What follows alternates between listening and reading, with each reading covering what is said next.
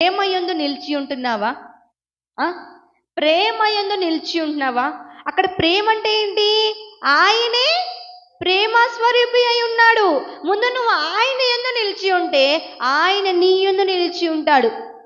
ఈ రోజున నువ్వు దేవుడి సన్నిధికి వస్తున్నావు కరెక్టే. దేవుడి సన్నిధికి వచ్చినంత మాత్రం, దేవుడి సన్నిధిలో ప్రార్థన చేసినంత మాత్రం కార్యం జరిగిద్దా? అంటే దేవుడి సన్నిధికి వచ్చినప్పుడే ఆయన హృదయంలో ఉంచుకుంటున్నావు.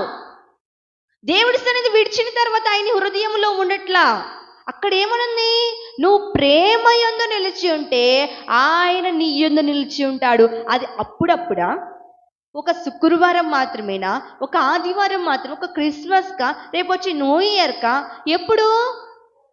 ఎల్లప్పుడు, ప్రతి క్షణం, ప్రతి దినం నువ్వు ప్రేమ యందు నిలిచి ఉంటే, దేవుడి యందు నిలిచి ఉంటే ఆయన నీ యందు నిలిచి ఉంటాడు.